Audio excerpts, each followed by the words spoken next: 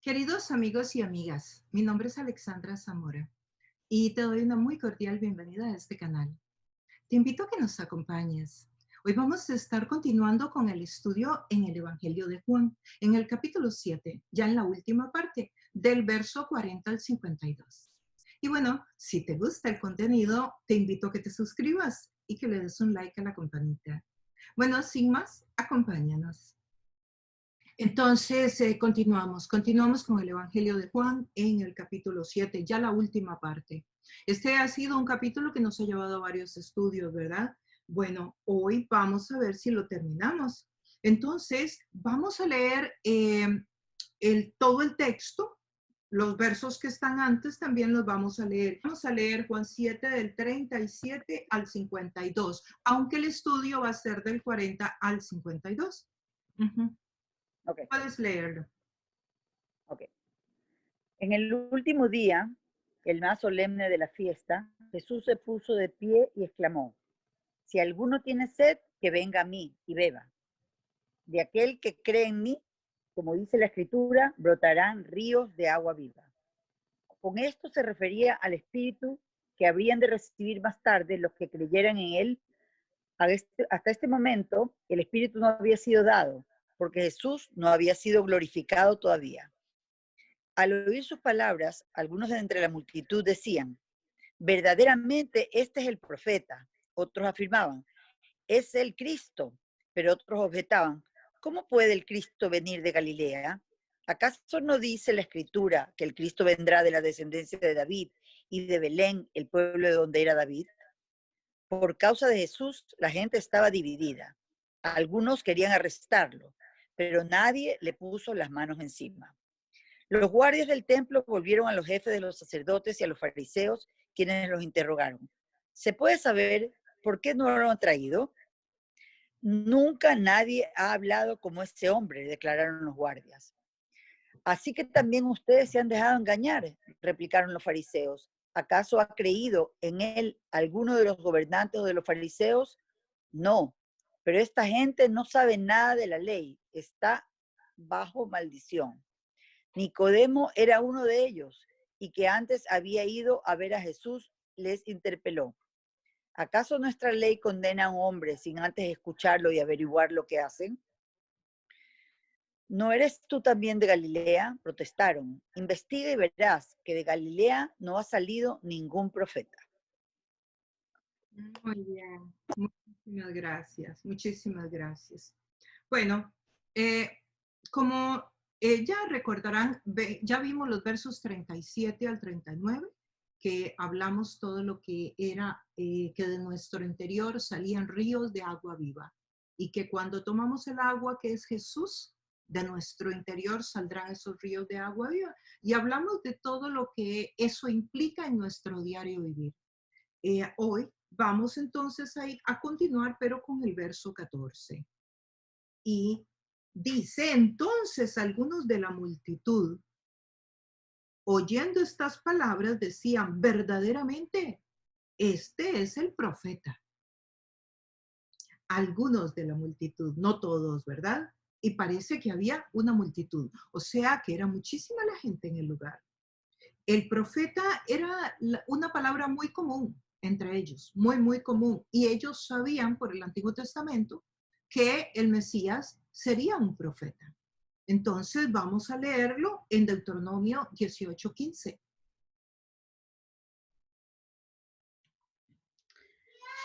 Dice: el Señor tu Dios levantará de entre tus hermanos un profeta como yo.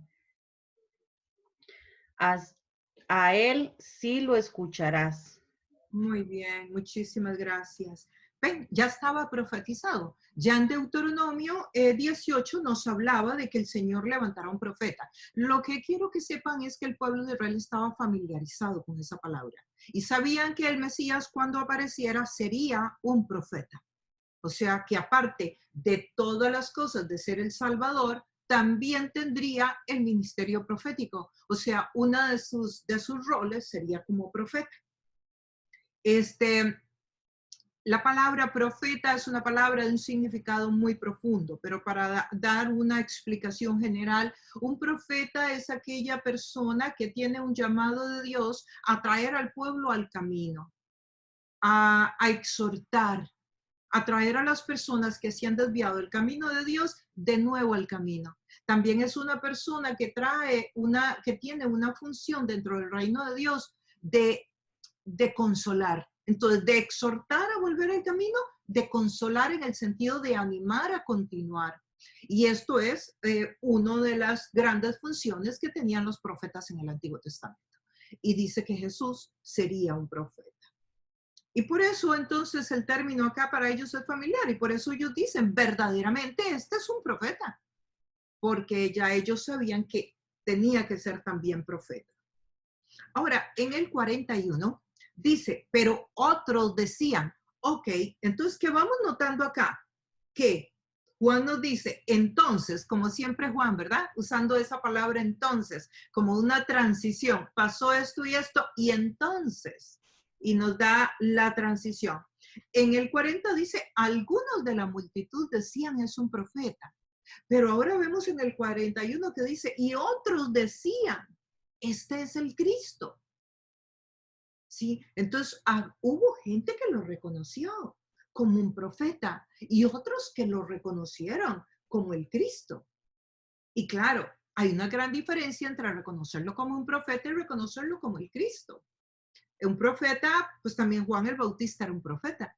Entonces, un profeta sí es una persona que sirve a Dios, pero no necesariamente es el Salvador del mundo. Mientras que Jesucristo era el Salvador del mundo y además profeta y además sacerdote. Aquí entonces en el 41 dice, este es el Cristo. Eso decían algunos. Entonces, quiero que se imaginen a una audiencia dividida, a una audiencia que nos decían, es un profeta. Y otros decían, no, no, no, es el Cristo. Pero nos dice también el 41. Pero a otros, algunos decían, de Galilea ha de venir un Cristo. O sea, quiero que oigan todas las voces que están en este diálogo. Sí, todos los grupos que están en este diálogo, porque recuerden que estamos hablando de una multitud. Recuerden que estamos hablando de personas de diferentes niveles de conocimiento del Antiguo Testamento, de diferentes niveles de influencia, porque si a Juan le interesara que supiéramos que son los líderes, les llamaría a los judíos o los fariseos, pero no les está llamando así. Y unos y otros. ¿Por qué? Porque es el pueblo, se está refiriendo al pueblo, a la gente que no necesariamente era la que hacía la ley, no necesariamente eran los líderes del Sanedrín. Entonces unos estaban totalmente convencidos, ¿verdad? Como podemos ver, pero otros tenían como dudas. Sí, había una audiencia que decía, ¿pero de Galilea? O sea, ¿cómo es eso? Como tratando de pensar, ¿será que de Galilea viene el Cristo? ¿Podrá ser? O sea, están están confundidos, están tratando de encontrar respuestas. Habían entonces ideas contradictorias acerca de la persona y la naturaleza de Jesús. Y esto me recuerda a mí hoy día la situación. Hoy día, si nos paramos en una audiencia, no sé, corporativa, de cualquier tema, en una conferencia, y hay unas 2,000, 3,000 personas y preguntamos quién es Jesús para cada uno de ellos, posiblemente nos vamos a encontrar con que habían diferentes opiniones de quién era Jesús, de que no para todos iba a ser el mismo, de que habían diferentes opiniones de quién es Jesús. Pues aquí también habían diferentes opiniones de quién era y habían entonces diferentes ideas. Si Jesús era el Cristo, era un profeta y si podría de verdad venir de Galilea. De Galilea ha de venir el Cristo, esa frasecita. Trataban de resolver el problema haciéndose preguntas. Galilea tenía la reputación de ser muy influenciada por los gentiles, o sea, por los no judíos. Sí, es como que digamos hoy que un país está muy, podríamos decir, occidentalizado, algo así, que había mucha influencia de los no gentiles. Entonces, como que eso ellos lo veían un poco como como les levantaba incredulidad. O sea, ¿cómo que de Galilea va a salir un profeta? Si Galilea está tan mezclado, si Galilea ha perdido su pureza, si Galilea ha asimilado tantísimo de los gentiles, por decirlo de alguna manera. Entonces, de ahí también un poco que nada bueno podía salir de Galilea. Era un poco despectivo, ¿verdad? El tema. Pero sin embargo, para conocimiento nuestro aquí, quiero recordarles que sí habían salido profetas de Galilea. Sí, en el Antiguo Testamento habían salido profetas, habían salido varios. Había salido Jonás, fue de Galilea. También Nahum fue de Galilea. También Oseas fue de Galilea. Elías fue de Galilea y Eliseo. Todos estos son profetas muy conocidos en el Antiguo Testamento. O sea que ellos estaban diciendo esto, pero bueno, o quienes estaban hablando esto era el pueblo que no manejaba bien la información del Antiguo Testamento, o si eran judíos, pues entonces estos judíos no entendían muy bien o el Antiguo Testamento, o se estaban haciendo los locos, porque en realidad habían salido, ¿cuántos? 1, 2, 3, 4, 5 profetas, y todos profetas de mucho nombre. O sea que hay libros en el Antiguo Testamento de ellos. Y bueno, ni se diga de Eliseo y de Elías, ¿verdad? Profetas mayores, profetas con un nivel de influencia enorme.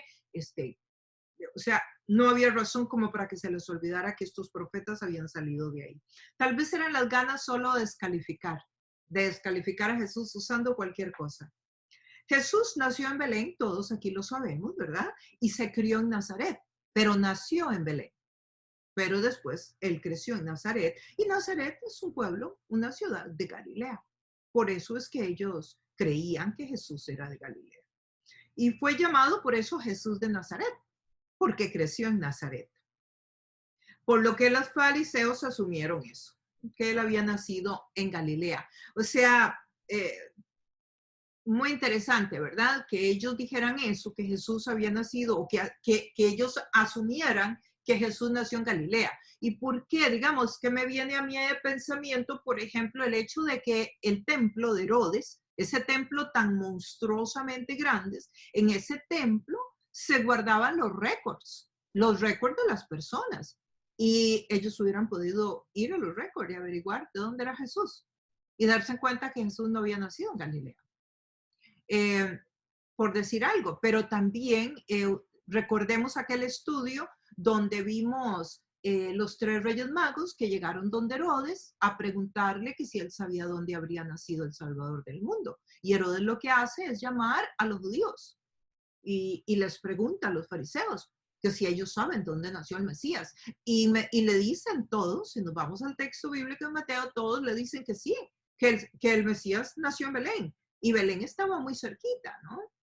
Entonces,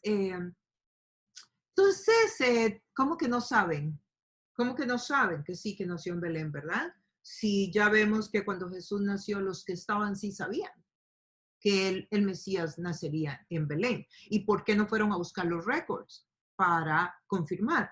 De nuevo, ¿verdad? Esa actitud de no estudiar, de no indagar, que yo no sé si esto es necesariamente algo totalmente intelectual o si hay algo aquí espiritual, ¿verdad? Porque si nos damos cuenta a través de la historia, una de las formas de controlar que se ha usado, y esto ya es histórico, ya no estoy hablando de teología solamente, o de Biblia, pero una de las formas de controlar una población es que sea ignorante.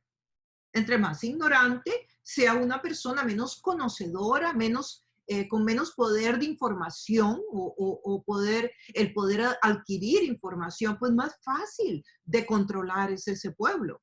Entonces, no sé si esto sencillamente también era parte, de verdad, de la estrategia, no solamente desde la perspectiva humana, pero cuidado de no, también de la perspectiva espiritual, de las tinieblas, de que la gente no sepa. E inclusive, si nosotros lo traemos al hoy, a la hora, aquí en el siglo XXI, en el mes de marzo, que estamos hablando de esto, en una plataforma virtual, también podríamos considerar hasta dónde la ausencia de información hace que uno sepa menos, que muchas personas ni siquiera conocen a Jesús, pero es que no han investigado, no han buscado, no han hecho un esfuerzo como para saber y conocer la Biblia. La gente te dice que la Biblia puede que no sea verdad, o que la Biblia es escrita por hombres, o que la Biblia no tiene valor para hoy, que es un libro demasiado antiguo. En fin, hay muchos comentarios sobre la Biblia, pero casi que podría yo asegurar que ninguna de estas personas que habla de esta manera se ha tomado el tiempo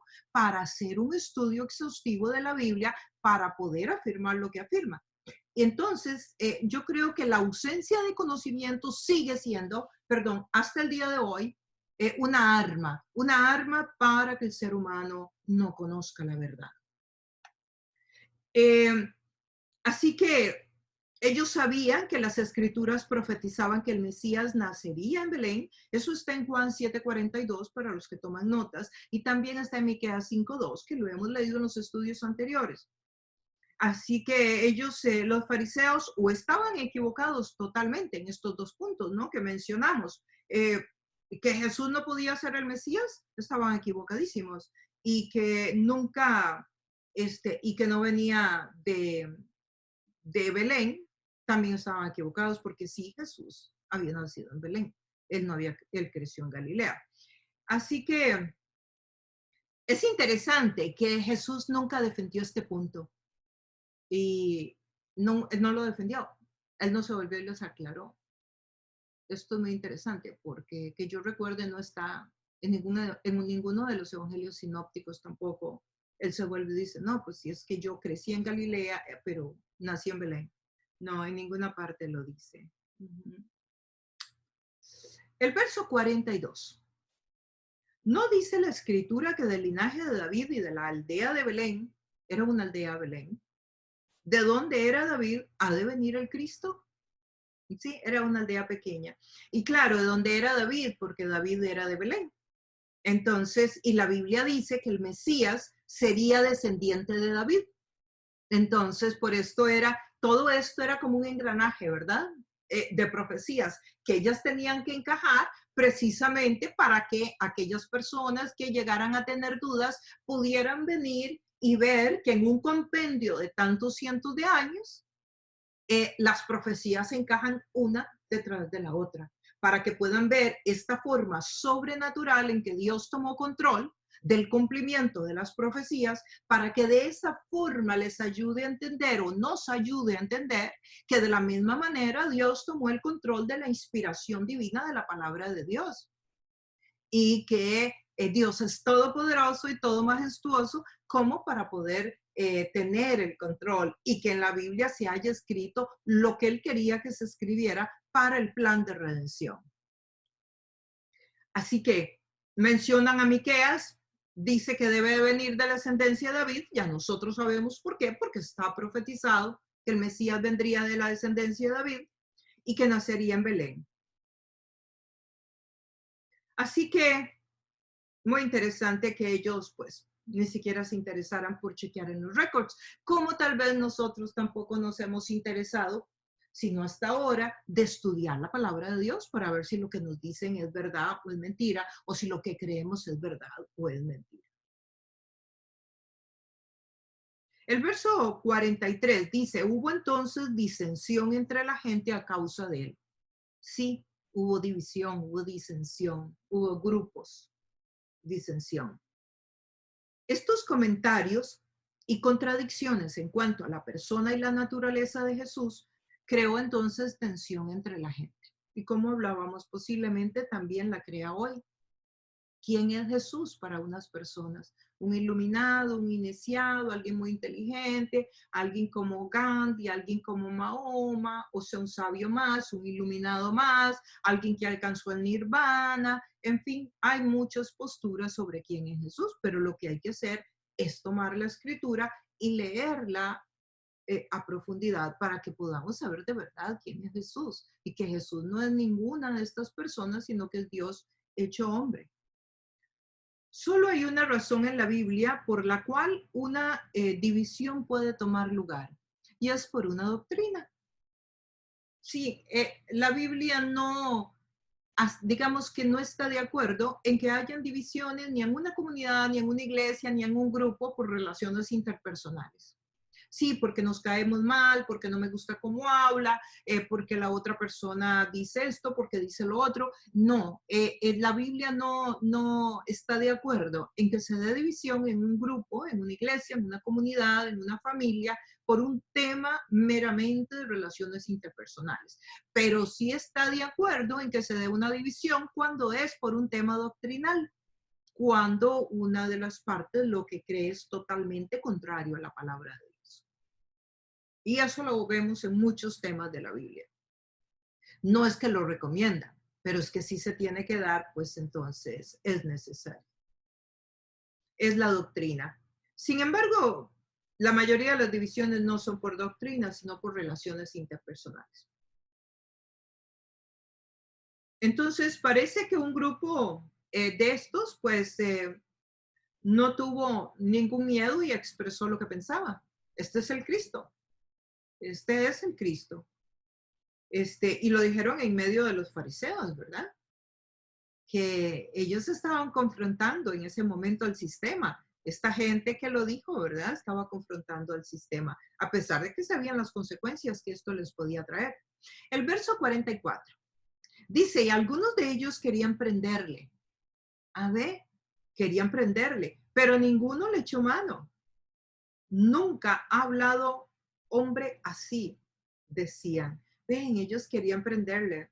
Hubo disensión entre todos. Sí, hubo disensión en el grupo y los fariseos entonces querían prenderle. Claro, al ver que la gente estaba como dialogando, como inquiriendo en saber más de Jesús, ¿qué hicieron? Quisieron aprenderle. Sí, yo recuerdo me trae esto a memoria cuando estudié un poco sobre la historia de la iglesia en los últimos siglos, que a las personas que le encontraran por allá en el siglo XIV, XIII, XI, al que le encontraran un pedazo o un pergamino de la Biblia o un pergamino de los escritos originales, o el que le encontraran la Biblia, era razón para que lo quemaran en la hoguera.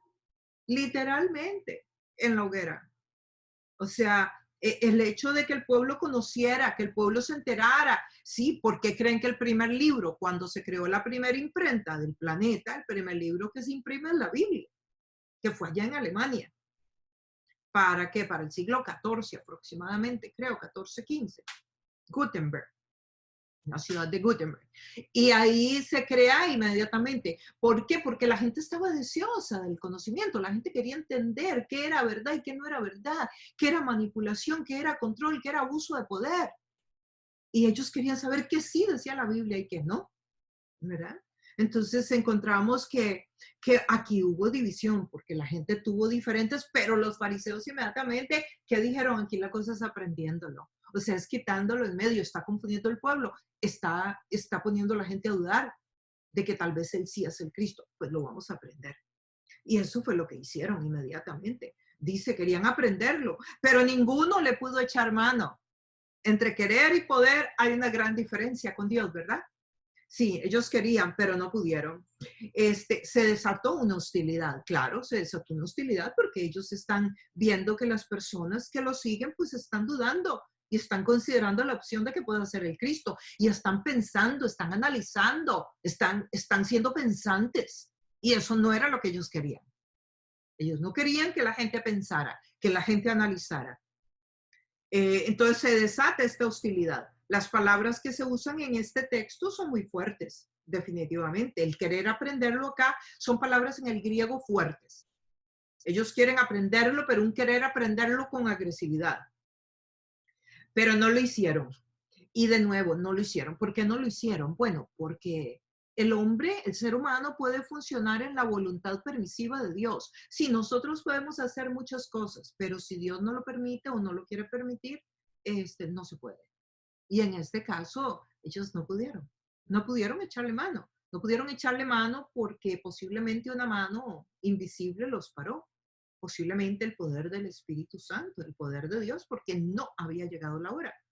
Así como tantas veces Jesús se les fue, como tantas veces Jesús caminó en medio de ellos y no lo pudieron agarrar, pues de la misma manera acá, no pudieron. Y eso es la realidad, que quisieron aprenderle, sí, muchas veces, pero ninguno le echó mano. Cuando lo aprendieron porque Jesús lo permitió, porque Jesús esperó que llegaran, y como ustedes y yo sabemos, y en algún momento estudiaremos el texto bíblico en los próximos capítulos, Jesús estaba ahí en Getsemaní, Jesús estaba orando, Jesús le dijo a los apóstoles que ya venían por él. O sea, no lo sorprendieron en una emboscada. Él sabía que venían por él.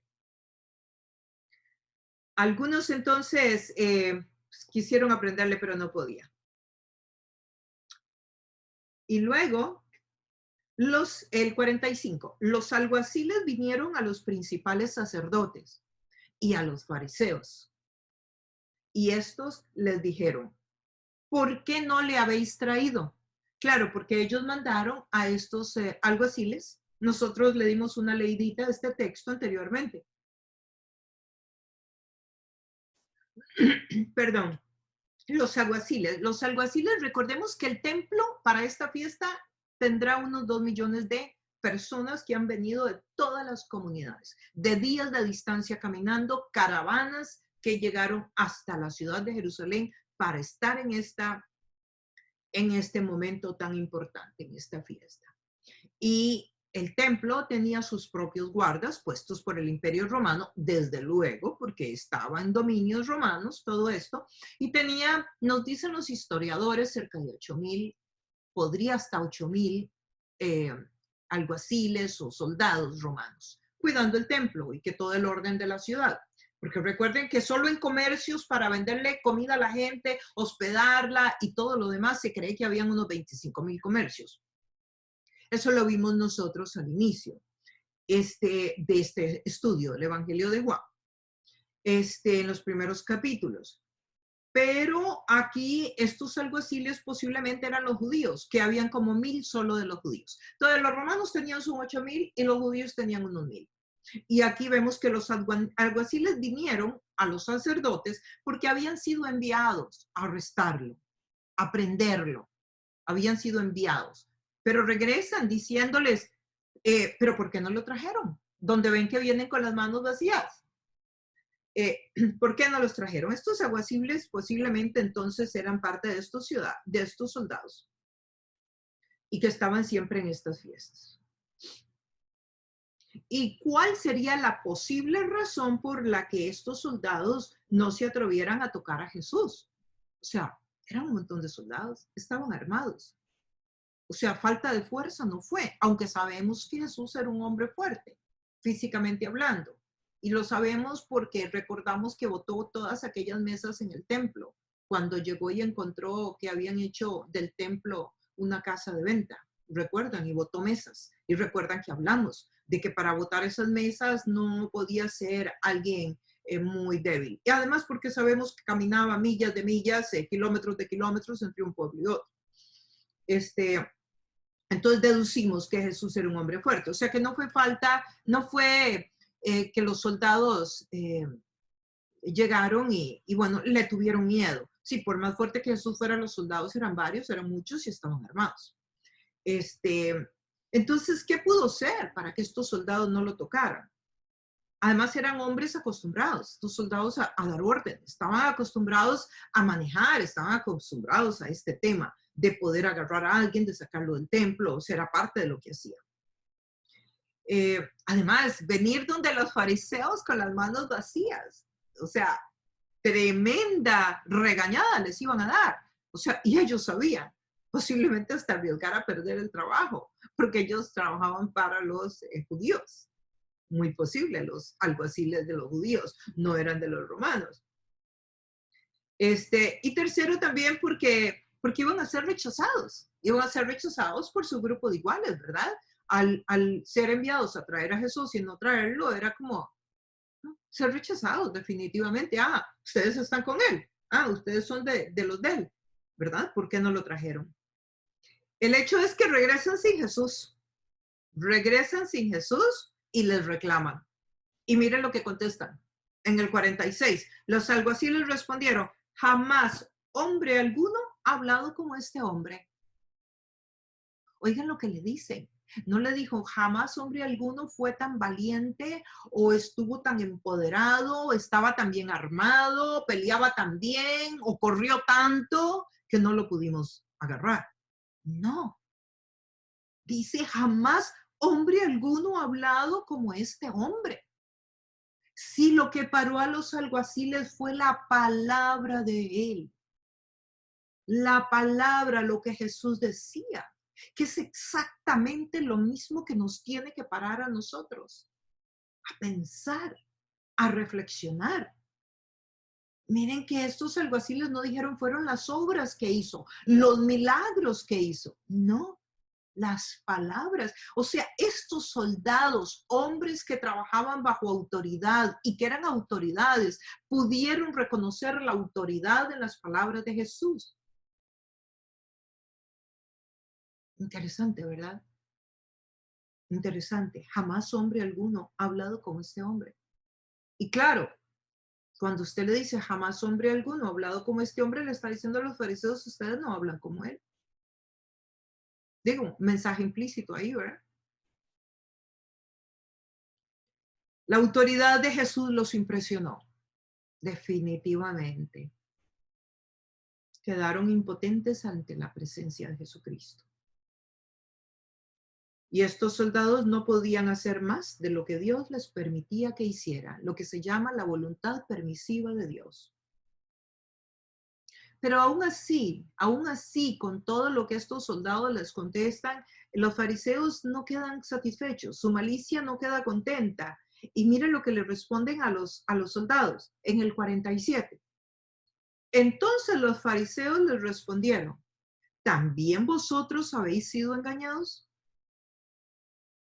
O sea, que si no creían en lo que ellos creían, que si no estaban de su lado, que si no abrazaban lo que ellos querían que abrazaran, pues sencillamente significaba que habían sido engañados.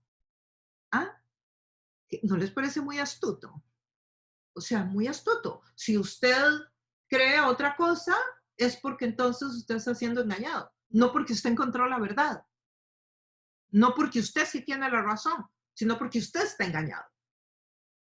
Posiblemente en algún momento ustedes del caminar con Jesús se van a encontrar con algo parecido. Tal vez con otras palabras, tal vez de otra manera, pero yo recuerdo cuando yo empecé a caminar con Jesús hace muchos años y personas muy cercanas a mí creían que lo que pasaba era que me habían seducido para quitarme el diezmo. Y todos, mucha gente muy cercana a mí, muy cercana, no voy a entrar en nombres, pero muy cercana, familia inclusive, amigos, me decían, pues lo que quieren es tu diezmo, o sea, te están engañando para sacarte el diezmo, esa gente solo anda detrás de la plata. Entonces, habría que ver qué es lo que va a usar el enemigo. ¿Cómo es que a ti te va a hablar sobre esto? Porque aquí los fariseos le dicen, te engañaron. También vosotros habéis sido engañados. Y yo creo que todos nosotros nos vamos a encontrar en algún momento. Por eso usted tiene que conocer la palabra de Dios. Y por eso yo me ocupo de que conozcan la palabra de Dios. No lo que yo opino, no lo que yo pienso, no lo que una religión dice. Y que usted tenga la palabra de Dios y la lea. Y pueda darse cuenta que estamos leyendo el texto bíblico, porque en algún momento también nosotros podríamos ser acusados, y no por personas de mala intención, sino porque eso es lo que han oído. Entonces creen que de eso se trata. Y si bien es cierto que la iglesia ocupa el diezmo, claro que es verdad, y claro que yo doy el diezmo, y doy mucho más del diezmo, por si quieres criticarme, doy mucho más del diezmo. El 10% comencé cuando vivía bajo la ley, cuando empecé en el Señor, pero hoy doy mucho más del 10. Y claro que se ocupa, claro, cómo se extiende, cómo se paga la luz, cómo se extiende el reino de los cielos, cómo se va misionero el campo, cómo se sostienen las personas como yo que servimos a Dios. Claro que sí se ocupa el dinero, pero la Biblia no está seduciendo a alguien. La Biblia no está engañando a alguien, está ofreciendo vida eterna. Entonces, yo creo que es muy importante que nosotros estemos listos a ver con qué algo nos va a salir. No sé, tal vez no sea exactamente la palabra engañados, pero puede ser otra. Entonces, todo el que no estuviera con Jesús era porque había sido entonces engañado. No se consideraba que pudiera ser porque había encontrado la verdad. El tono que ellos usan es bien descalificante. En el 48, ¿acaso ha creído en él alguno de los gobernantes o de los fariseos? Miren el argumento de nuevo. ¿Ah? ¿Ha creído alguno de los gobernantes? O sea, si los gobernantes hemos creído, entonces sí puede ser la verdad. Si los fariseos hemos creído, sí puede ser la verdad. Ninguno de los líderes, ninguno del Sanedrín, ninguno de nosotros, como quien dice, ha creído en él. Por lo tanto, él es falso. ¿Mm? Una ausencia de humildad completamente, ¿verdad? Al considerarse ellos el camino para poder conocer la verdad, porque el camino es la palabra de Dios, no es un ser humano. O sea, no era a través de ellos que se iba a conocer la verdad, era a través de la palabra era Jesús, la palabra estaba en el Antiguo Testamento también ya escrita. Ellos tenían el Antiguo Testamento, pero posiblemente la leían con el intelecto y no con el corazón, no con la actitud correcta como debemos de leerla, con la actitud correcta. Hoy nosotros tenemos la palabra de Dios y sabemos que esa es la autoridad. Ellos no tenían la palabra de Dios, pero sí tenían el Antiguo Testamento. Que no existe ningún Sanedrín que tenga un acceso privado o privilegiado al corazón de Dios. Sí, no hay nadie. No hay una Alexandra Zamora que tiene acceso privado, así como que yo tengo un favoritismo con Dios. Perdón, Dios tiene un favoritismo conmigo. No, tú y yo somos igual de valiosos, igual de importantes. Igual tenemos la entrada libre en Cristo y podemos hablar con el Señor. Y cuando leemos la palabra, sí es verdad que una enseñanza como esta nos ayuda a entender, a ver, a comprender mejor. Sí es verdad. Pero también es verdad que yo conozco gente que vive en las montañas, que nunca ha tenido la oportunidad de tener a un maestro de la palabra enseñándoles. Y uno habla con ellos y ellos en lo poquito que pueden, ellos te leen la Biblia y entienden el plan de redención. No entenderán todo lo elaborado que ustedes están comprendiendo. No estarán escuchando hablar de la historia o del contexto histórico en que se llevó a cabo el evento, pero sí entienden de Jesús y entienden de la salvación y entienden del poder del Espíritu Santo y hay en ellos el fruto de Dios en sus vidas y uno lo ve y es gente sencilla que tal vez no pudo ni siquiera ir a la escuela, apenas si saben lo suficiente para leer la palabra de Dios. Eso es el Espíritu de Dios, el Espíritu de Dios. Pero claro, al que mucho se le da, mucho se le demanda. O sea, a nosotros, que Dios nos permite conocer más, también nos pide más. Bueno, esa era una cuñita. Entonces, todos tenemos acceso a la verdad a través de la palabra. Y posiblemente esta gente no sabía que Nicodemo estaba en el proceso, porque recuerden que Nicodemo había llegado en el capítulo 3 de Juan, lo vimos, había llegado de noche a preguntarle a Jesús que si él era el Mesías, porque las señales que hacía, pues nadie las había hecho antes. Y Jesús le dijo, sí, Nicodemo, pero ¿sabes qué? Tienes que nacer de nuevo. Y Nicodemo le dice, pero ¿cómo puede un hombre mayor como yo nacer de nuevo? Y Jesús le dice, naciendo del agua, pero también del Espíritu. Pues resulta que Nicodemo aparece acá en escena ahorita. En el 49 dice, mas esta gente que no sabe la ley es maldita. O sea, les siguen dando a los pobres alguaciles.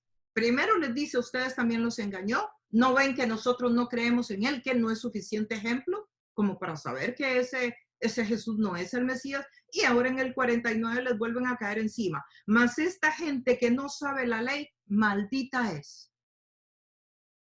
Esta gente que no sabe la ley, maldita es. O sea, además les vuelven a dar, o sea, no solamente los engañaron, son malditos.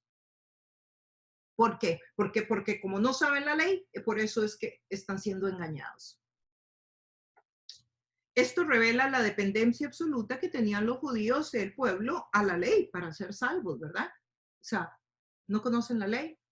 Son malditos. O sea, la dependencia completa y absoluta a la ley. El que no conocía la Torah o el Mishnah no era salvo. Y bueno, ustedes saben, la ley fue muy importante. La ley es muy importante. Les voy a decir más o menos la diferencia entre la ley y la gracia con un ejemplo que espero que pueda yo comunicarle. ¿Conocen ustedes lo que es en una construcción, lo que es la formaleta? La formaleta, por lo menos así se dice en Costa Rica, es que usted pone un poco de tablas a cada lado, te pone una tabla a un lado y otra tabla al otro, y en el centro usted derrama el cemento. Entonces ese cemento se queda ahí hasta que endurezca, hasta que se endurezca. Entonces, Le llamamos encofrado. encofrado, ok. Entonces, eso es lo que usted hace, el encofrado, la formaleta, ok, eso vendría a ser la ley. Eso es la ley, más o menos. ¿Sí? Pero cuando la ley se quita, cuando viene la gracia, ya la formaleta queda ahí, ya no necesita las paredes del lado. Sí, ya usted vive para Dios porque usted quiere, pero no porque la ley lo tiene y lo va formando. Entonces, la ley fue creada, la ley en el Antiguo Testamento fue creada con un propósito especial. ¿Saben cuál fue? Que el hombre reconociera que no podía cumplirla. La ley fue creada para que el hombre pudiera reconocer la necesidad de la salvación por gracia. Por eso fue creada la ley. La ley fue creada para que precisamente pudiéramos entender y reconocer que no podíamos salvarnos por nosotros mismos. Que la salvación debería ser por gracia, por un regalo inmerecido de parte de Dios. Jesús no vino a abolir la ley, sino que vino a cumplirla. Ya lo vimos la semana pasada y lo repito hoy. Jesús no vino a abolirla, no vino a quitarla. Jesús vino a cumplirla. O sea, ya antes había un sacerdote que hablaba con Dios por el pueblo. Bueno, Jesús vino a ser el sacerdote y nos hizo a nosotros reyes y sacerdotes. Ahora nosotros hablamos directamente con Dios y no necesitamos de una persona intermediaria para hablar con Dios. No tenemos que pagar un peaje tampoco. No tenemos que irle a dar un dinero a alguien para que esa persona hable con Dios por nosotros. Usted puede hablar directamente con el Señor. Tenemos que pagarle a nadie, a nadie. Y ahorita me acuerdo de un día que me invitaron a un país y al final, después de que yo di la enseñanza, me pararon al frente los líderes de la iglesia. Y la gente empezó a hacer fila y la gente traía un sobrecito en su mano. Y esa gente traía un sobre en su mano y bueno, los líderes de la iglesia me dijeron, usted toma el sobrecito y lo pone acá en esta canasta y usted ora por la persona. Bueno, yo lo hice. Cuando terminó la reunión, yo le pregunté a alguien cómo era que funcionaba esto, qué eran los sobrecitos y luego yo orando por la gente. Y me dijeron que es que el liderazgo de esa iglesia le decía al pueblo que de acuerdo a la petición que le iban a pedir a Dios, así era el monto económico que tenían que poner en el sobre. Yo casi me muero de saber que yo había participado en algo tan indigno, tan bajo. O sea, ¿cómo le vas a cobrar a la gente por el nivel de oración que vas a hacer por ella? Eso no se hace, eso no se hace. Y bueno, o sea, cosas como esas pasan. Nosotros no necesitamos pagarle un peaje a nadie, a nadie. Entonces, definitivamente la ley era para apuntar a la salvación, para apuntarnos a Jesús, que la salvación debería de ser por gracia, un regalo inmerecido, y que Jesús no vino a abolir la ley, Él es el cumplimiento. El Antiguo Testamento está y tiene muchas cosas de la ley, pero en Cristo Jesús han sido consumidas. Y recordemos que el Antiguo Pacto y el Nuevo Pacto son dos pactos. Y si tú me preguntas, Alexandra, ¿y cómo sabemos que del Antiguo Pacto ya no se debe hacer y que sí? Bueno, son dos, el testamento es una figura legal de la época. Entonces, son dos figuras legales. Entonces, la primera figura legal era más o menos no, se usaba el mismo formato que se usaba de un rey cuando contrataba un vasallo. Y se usaba, en el inicio venía la introducción, cómo se conoció el rey con el vasallo. En el cuerpo venían los requisitos que el rey pedía a aquel vasallo. No sé, tendrá que cortarme el jardín, tendrá que limpiar, tendrá que hacer esto, tendrá que ir a la guerra, lo que fuera. Y en la última parte del contrato, entonces venían los beneficios que obtendría el vasallo por cumplir con los requisitos que estaban en el párrafo anterior. La ley, el Antiguo Testamento fue escrito en ese estilo de formato y es una figura legal. En el Nuevo Testamento, la palabra testamento de nuevo es una figura legal. Entonces, ¿qué cosas? Y uno se podría preguntar, bueno, ¿qué cosas del Antiguo siguen vigentes y cuáles no? Bueno, todas las cláusulas que el Nuevo Testamento haya modificado son modificadas. Las que el Nuevo Testamento dejó igual, esas siguen funcionando igual. Entonces, esa es una de las formas como saberla. Cuando uno lee el Antiguo Testamento y el Nuevo Testamento y uno ve que el Nuevo Testamento modificó, eliminó cláusulas, pues de esa manera es como el contrato de una casa. Usted hace un contrato y luego hace otro contrato y modifica algunas de las cláusulas. Bueno, las que se modificaron son las que se modificaron. Las que no se modificaron quedan igual. Es una forma rápida de poder enseñar, pero de poder enseñar el tema del Antiguo Testamento y del Nuevo Testamento para el estudio de la ley, porque para ellos la ley era sumamente importante, como ustedes pueden ver ahí, al punto que les dicen, maldita gente que no conoce la ley. O sea, cuando en realidad Jesús estaba representando ya la gracia y ellos no la podían ver. Estaban tan aferrados a la ley que no podían ver la gracia. No podían ver la gracia. ¿A usted le ha pasado alguna vez que conoce a una persona y usted va a darle un abrazo? Alguien nuevo, tal vez, y usted le va a dar un abrazo y la persona queda tiesitita, no se mueve, no sabe ni qué hacer con el amor y el afecto que le estás dando. ¿Sí? ¿Por qué? Porque hay incapacidad para recibir. Muchas personas tienen esa incapacidad para recibir el regalo de Dios a nivel espiritual. Y bueno, aquí es muy importante que aprendamos a recibirlo, que aprendamos a recibir así como el amor que alguien te está dando cuando te llega a dar un abrazo bueno y sano. Y que cuando no estás acostumbrado a ser amado o a ser amada, te quedas paralizado completamente, invadido. Pues de la misma manera, muchas veces la gracia invade a las personas y no saben qué hacer y cómo aceptar esto que es gratis. Que es gratis, que es totalmente inmerecido además y que nunca lo vamos a merecer. Porque no es que un día vamos a estar merecedores, no. Es el cumplimiento entonces Jesús de la ley. Y ahora nosotros tenemos acceso al lugar santísimo para recibir el perdón de nuestros pecados. Nosotros ahora podemos hablar con Dios y pedirle a Dios que nos perdone. Pedirle a Dios que nos limpie el corazón. Si nosotros no necesitamos, ustedes no me necesitan a mí para venirme a contar. A mí yo tengo gente que viene y me cuenta sus cositas porque necesita hablarlo con alguien, porque necesita desahogarse. Pero no porque me lo cuente a mí va a recibir el perdón de Dios. No, el perdón de Dios lo recibes ahí en la cocina, ahí en el escritorio, ahí en el carro, donde quiera que estés. Si tú le pides perdón a Dios, Dios ahí mismo te lo da. Totalmente, totalmente. Así que sí, podemos necesitar hablar, claro, pero eso es otra historia. Necesitamos hablar para procesar el dolor.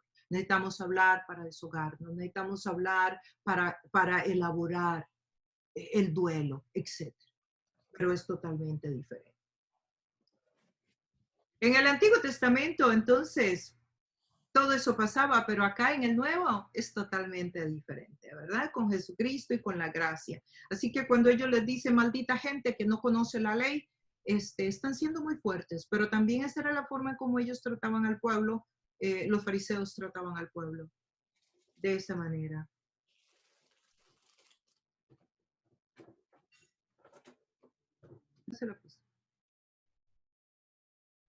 El 50. Les dijo Nicodemo, ven, aquí aparece Nicodemo. Les dijo Nicodemo, el que vino a él de noche, el cual era uno de ellos. Recordamos a Nicodemo en el capítulo 3, claro, todos lo recordamos, ¿no? Y dice que les dijo Nicodemo, el que vino de noche, o sea, se está refiriendo al capítulo 3, Juan. el cual era uno de ellos. ¿Quiénes son ellos? De los fariseos. Nicodemo, recordemos que es muy posible que haya sido, si no el jefe del Sanedrín, por lo menos uno de los hombres más influyentes en el Sanedrín.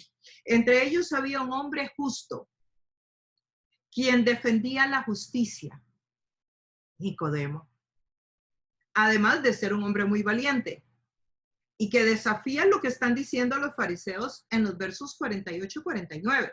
O sea, porque le están diciendo a la gente que ellos son malditos, que se dejan engañar y demás, ¿verdad? Sobre todo a los alguaciles. Y aquí vemos qué es lo que Nicodemo dice, ¿verdad?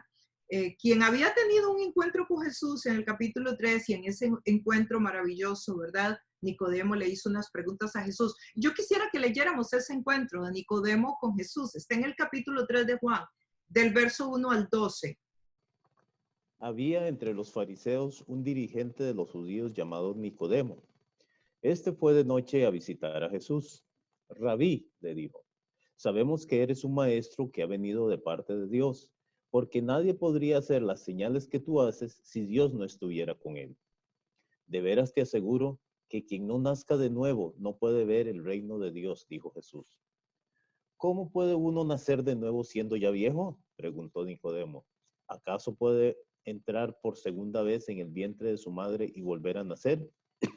Perdón. Yo te aseguro que quien no nazca de agua y del Espíritu, no puede entrar en el reino de Dios, respondió Jesús. Lo que nace del cuerpo es cuerpo, lo que nace del Espíritu es espíritu. No te sorprendas de que te haya dicho, tienen que nacer de nuevo. El viento sopla por donde quiere y lo oyes silbar, aunque ignoras de dónde viene y a dónde va.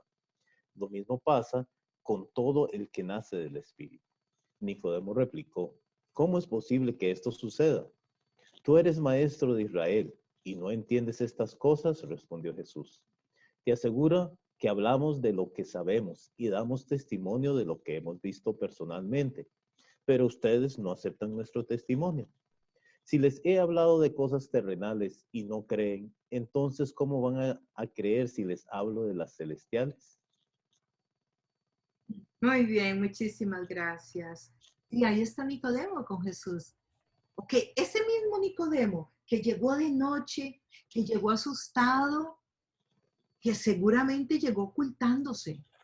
Vean, dice o sea, que seguro llegó en un momento en que no lo veían los amigos del Sanedrín, digo yo, porque dice, había entre los fariseos un dirigente de los judíos llamado Nicodemo, y este fue de noche a visitar a Jesús.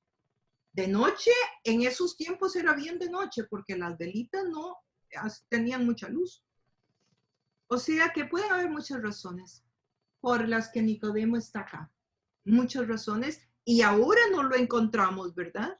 No lo encontramos ese Nicodemo, pero miren qué maravilla. Ahora resulta que ese Nicodemo que estaba por allá, que llegó de noche, aquí va a empezar a hablar y vamos a ver un cambio en Nicodemo. Un cambio que a mí en lo personal me parece muy importante. En el 51. ¿Juzga acaso nuestra ley a un hombre si primero no le oye y sabe lo que ha hecho? Oigan a Nicodemo, este es Nicodemo, que está diciéndole a sus compañeros del Sanedrín.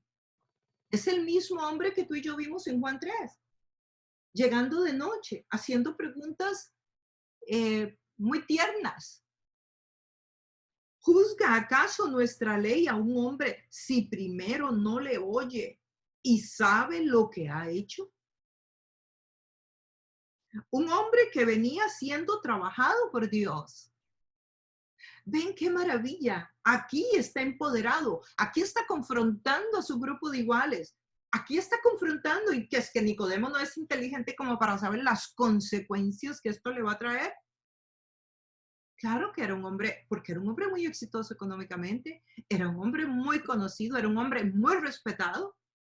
Sí, como decíamos, inclusive pudo que sea uno de los jefes, si no el jefe.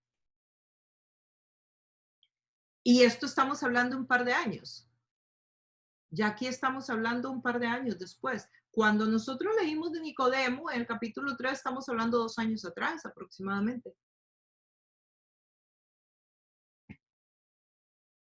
Quien tuvo la valentía para desafiar a sus compañeros, aunque esto le podría traer consecuencias funestas, y él no lo ignoraba. Defiende a Jesús. Y el 52 dice, respondieron y le dijeron, mire cómo se devuelven los compañeros del Sanedrín, los judíos, los fariseos. ¿Eres tú también Galileo? Descalificantes. Recuerden que compartí hace unos minutos por qué Galilea era visto como menos, como descalificante, porque había asimilado mucho de la cultura gentil. Escudriña, le dicen, escudriña. O sea, casi como piensa, ¿no? Escudriña y ve que de Galilea nunca se ha levantado un profeta. ¡Wow! ¿Quiénes están diciendo esto? Los fariseos. Antes, cuando yo leí anteriormente y dije que posiblemente era el pueblo que no sabía que de Galilea habían salido 5 profetas. Dentro de esos profetas de una trascendencia enorme en el Antiguo Testamento, como Elías, como Eliseo, como Nahum, como otros. Aquí nos encontramos a los fariseos, a los líderes. ¿Eres tú Galileo? Primero despectivos con él, ¿verdad? Escudriña y ve que de Galilea nunca se ha levantado un profeta. Ok, aquí los ignorantes ahora son los fariseos, ya no es el pueblo que está argumentando esto, son los fariseos. ¿Eres tú también Galileo? Le dicen. Ellos sabían que Nicodemo no era Galileo. Pues sí, se habían criado con él. Pues sí, servían con él, pues sí eran del Sanedrín por toda la vida. Y ellos andaban en grupos, como en algún estudio los enseñé. Ellos salían en grupos siempre. Ellos, o sea, se requete conocían. Están siendo sarcásticos, están mofando de él, lo están atacando, lo están ridiculizando, como atacaban a todo aquel que les desafiara en la autoridad.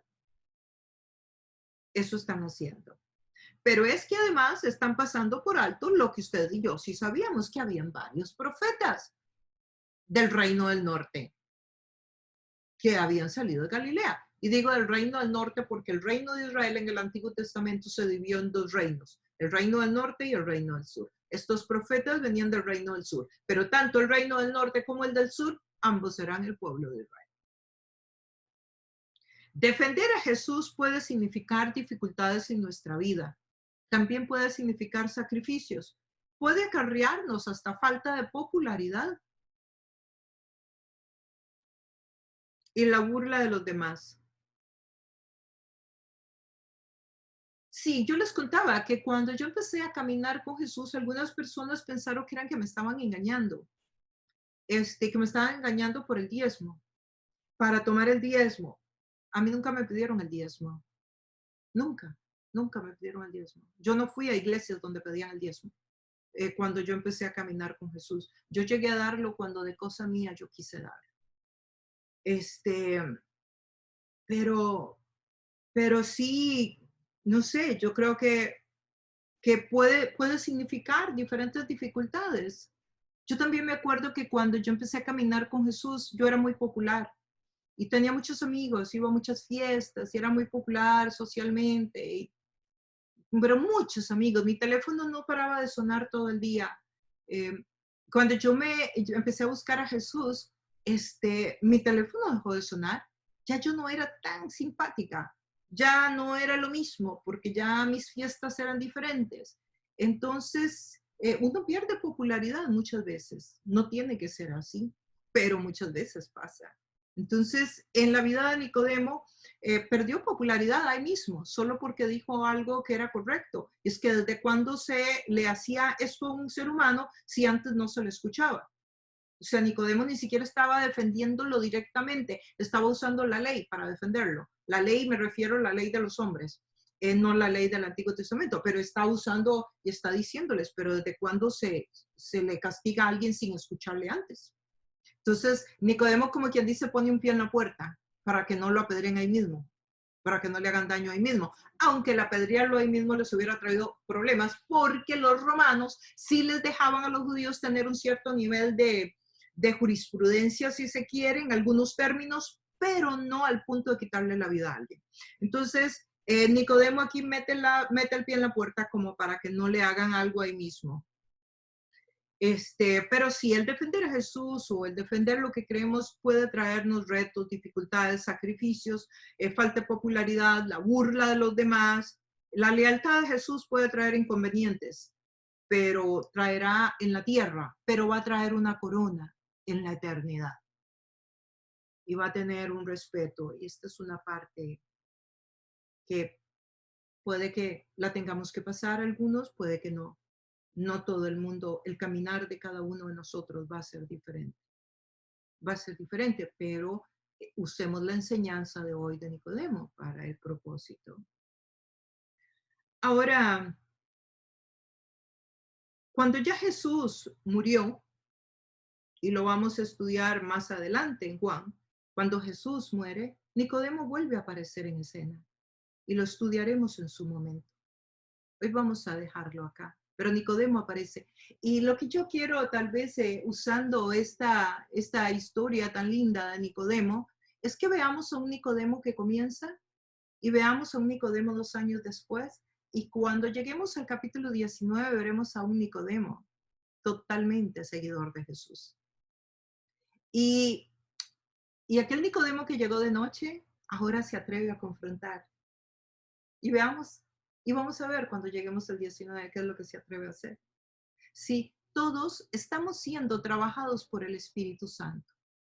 Y cuando llegamos a Jesús, somos una persona. Pero cuando empezamos a alimentarnos de la palabra y empezamos a desarrollar una relación personal con Jesucristo, vamos a ir cambiando. Hay una sabiduría de Dios que viene a nuestra vida. Hay un amor de Dios que nos va a ayudar y va a gobernar nuestras acciones. Hay un río de agua viva que va a salir de nosotros y va a tocar muchas vidas. Hay un espíritu de reconciliación en nosotros que va a traer perdón y amor para toda nuestra familia, para nuestros amigos e inclusive para nuestros enemigos.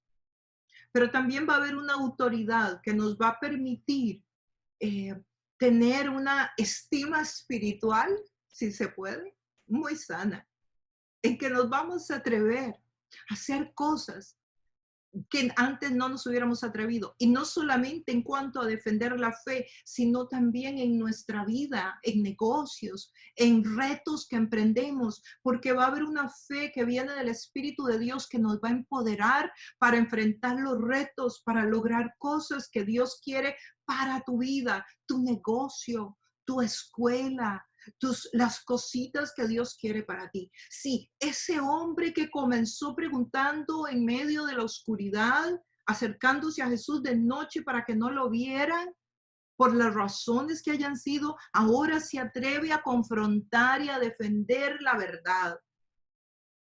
Y esto mismo lo vemos en la vida de muchos personajes en la Escritura, lo vemos en la vida de Pedro. Cuando Pedro estuvo con Jesús un tiempo, pues resultó que era un hombre que a ratos era un poquito imprudente. También era un hombre que cuando vinieron a Getsemaní a tomar a Jesús, sacó la espada y le cortó la oreja a un soldado, a un alguacil. Pero sin embargo nos encontramos que los libros nos hablan y la historia lo confirma, que cuando llegó el tiempo de que a Pedro le tocó partir a la presencia de Dios, lo iban a crucificar como a Jesucristo. Y ese hombre que había negado a Jesús 3 veces, que cuando persiguieron, cuando Jesús murió y empezaron a perseguir a los apóstoles y le preguntaron, ¿tú eres uno de ellos? Este hombre se parece a uno de ellos. Pedro dijo, no, yo no lo conozco. Y lo negó 3 veces. Pero cuando llega el final de sus días, ese mismo Pedro, cuando lo van a crucificar, se vuelve y dice, yo no soy digno de morir como mi maestro. Denme en vuelta. Y a Pedro le dan vuelta a la cruz y él muere de cabeza. Dice la historia que le ponen fuego de la cara hacia arriba. Y lo que quiero que veamos es que aquel Pedro que tiene miedo y lo niega 2, 3 veces y dice, no, yo no lo conozco. Resulta que ahora dicen, no, es que yo no soy digno de morir como mi maestro, hagan algo aquí. Y le dan vuelta.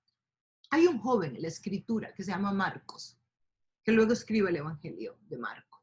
Cuando Marco comenzó, Marco no es uno de los apóstoles, pero él escribe uno de los evangelios. Cuando Marco comienza en un viaje, con Pablo y con Bernabé, un viaje misionero, con el apóstol Pablo. Pero dice que llegaron a un pueblo y les tiraron piedras. Marcos era un muchachito. Y dicen que Marcos salió en carrera y dejó a Pablo y a Bernabé botados. Nos dice la escritura. A mí me encanta eso de Marcos. Él salió en carrera. Él dijo, voy a ver ustedes qué hacen, que yo aquí me voy en carrera. Bueno, resulta que dejó a Pablo y a Bernabé por un poco de piedras, se asustó y se fue. Sin embargo, nos dice la historia que muchos años después, cuando Pablo, ese mismo Pablo, está en la cárcel, ya para llevarlo a Roma, donde lo van a matar, al apóstol Pablo, dice que le manden a Marco porque es el único que se ha mantenido fiel con él ahí en la cárcel, acompañándolo. Y da gracias por Marco, porque ha estado ahí con él fiel en los momentos de la persecución, cuando ya lo van a matar. O sea que aquel muchacho que le tuvo miedo a las piedras, ahora no le tiene miedo a que también a él le vaya como le va a ir a Pablo. Sí, pero eso no es producto de la naturaleza humana, es producto de la relación con Dios. Entonces, en este caminar vamos a ir siendo transformados por el poder de Dios y el Espíritu Santo va a seguir añadiendo a nuestra vida, va a ir quitando también lo que estorba y nosotros vamos a ir creciendo en la fe, creciendo en carácter y vamos a ir siendo llenos del Espíritu Santo y entiéndase llenos del Espíritu Santo como una manifestación más de Cristo en nosotros, más de Cristo y menos de nosotros en nuestro diario vivir. Entonces, ¿cuál de estos grupos que vimos hoy en este diálogo eres tú? Esa sería la pregunta que yo te dejo ahí. De estos grupos, de los que dijeron es un profeta, de los que dijeron este es el Cristo, de los que dijeron es que nadie ha hablado con esas palabras, o del Nicodemo que sí habló y defendió, o de los fariseos que estaban hablando contra el pueblo que creía haber encontrado la verdad. ¿Con cuál de esos grupos nos identificamos nosotros? Ahí dejo esa pregunta para que cada uno de nosotros reflexione y lo conteste ahí en su momento con Dios.